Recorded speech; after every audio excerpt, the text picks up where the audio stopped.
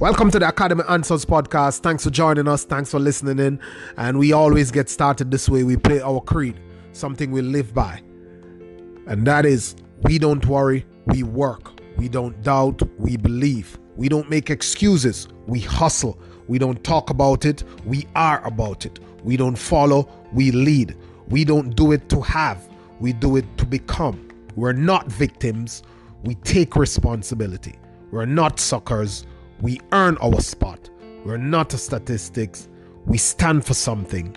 We are not the clay, we are the potters. We design our own lives. Let's jump into the podcast, guys. Hope it can bring you some value today. Let's go in.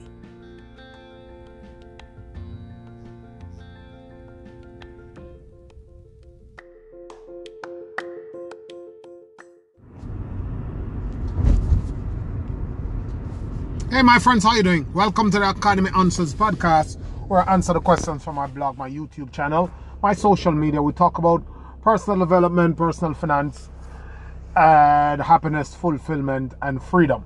The right, the privilege to pursue the greatest desires, emotional desire of mankind. And that is the freedom of expression and the freedom of choice. Right, and the ability to say what you want to say and develop and manifest what creative abilities you have in you, and also the right to do what you want to do, to choose what you want to do, with who you want to do, and when you want to do it. Those are constant in the human experience, and nothing else outside of the instinct to survive is as strong as those in the average mind, meaning a mind that is functioning in its right way. It is our natural inclination to want to be ourselves. So this person asked me, because I'm a student of the mind, and I'm always thinking about how the mind works, how powerful the mind is, and this person asked me, hey, Lewin, what is the most fascinating thing you have learned about the mind? And the way I'll answer this is that I am from a farming community. I grew up on a farm. I am from the rural parish of St. Anne in the third world country of Jamaica. By third world I mean where it's a developing country, where the income levels are, I think, on average, each person earn, I think it is below, was it $50 a week, somewhere around that. So we survived off the land. We do subsistence farming. We grew up really poor. There were maybe 8 of us in that household for the most part of my life. There were probably 3 bedrooms for 8 of us, and we were with our grandmother, and couple of my grandmother's children were there, but maybe half of the household were grandchildren, my cousins.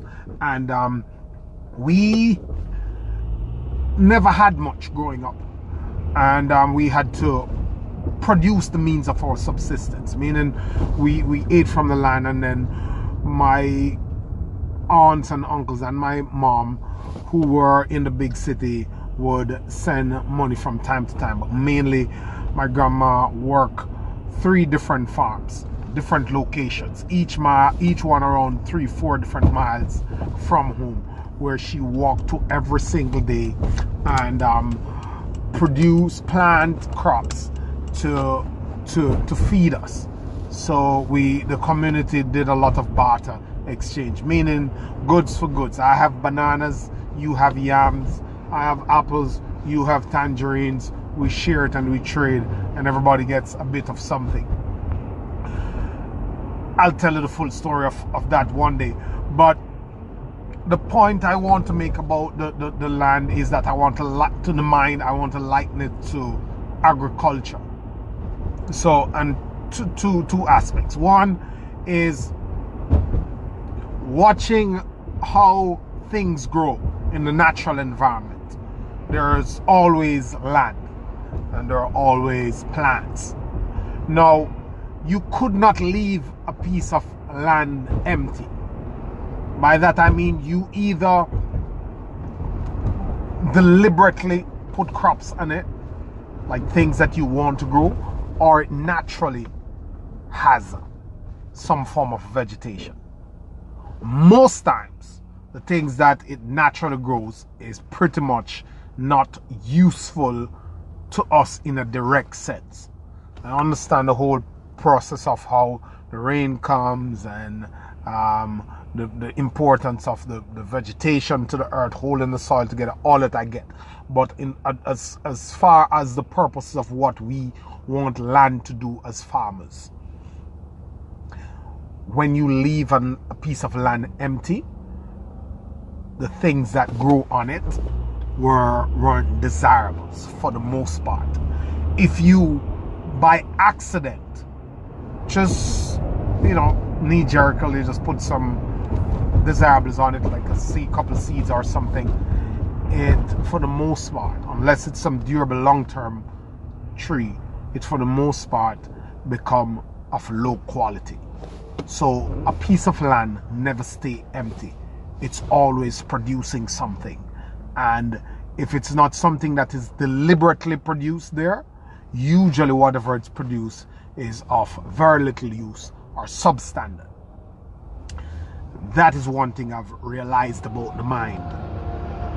You cannot leave it empty. And if you want good things to come from it, you have to deliberately produce these good things. You have to plant seeds deliberately that is optimized, that is scalable to the results that you want. You have to feed it that.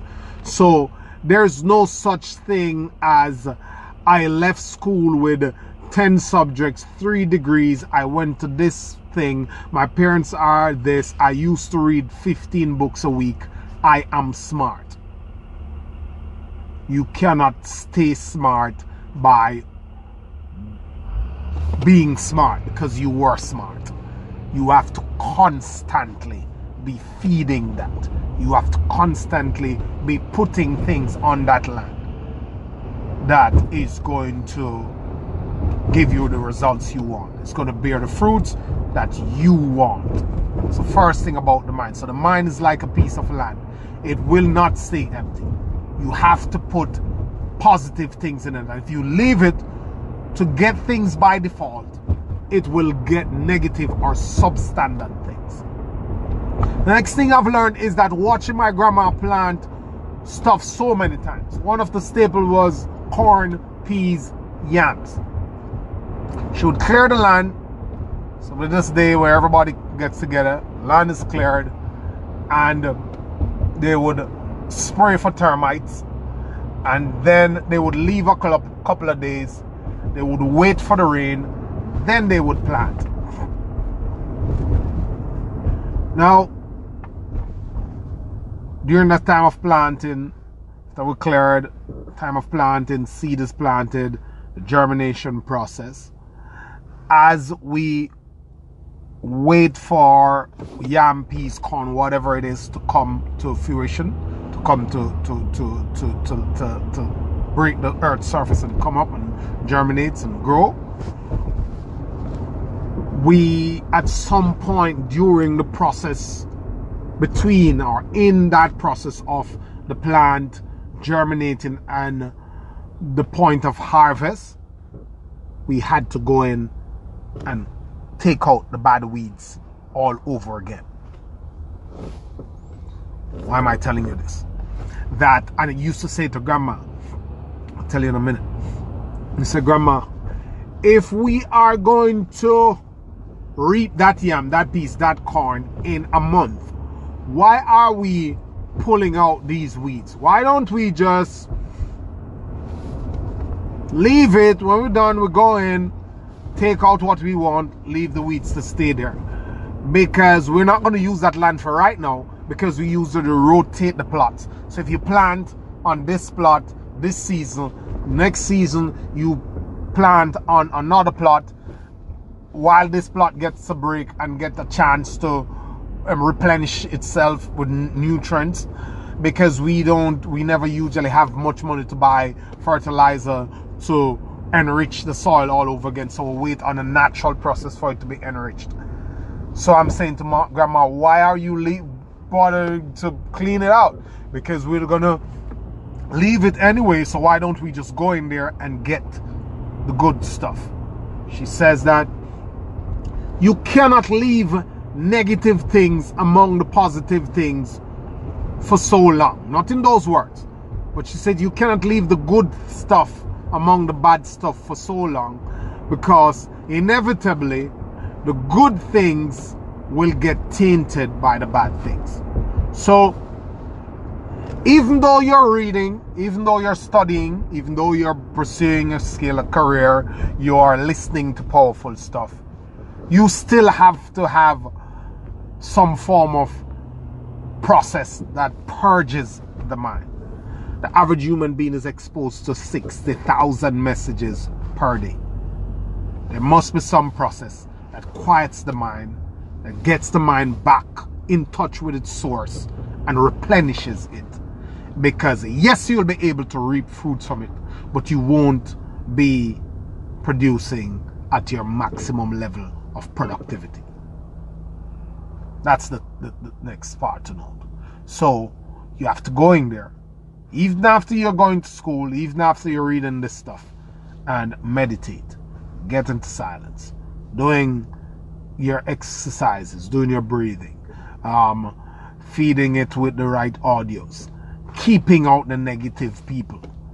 Because I think it was Les Brown who said that if someone walks up to you and tell you that you can't do it,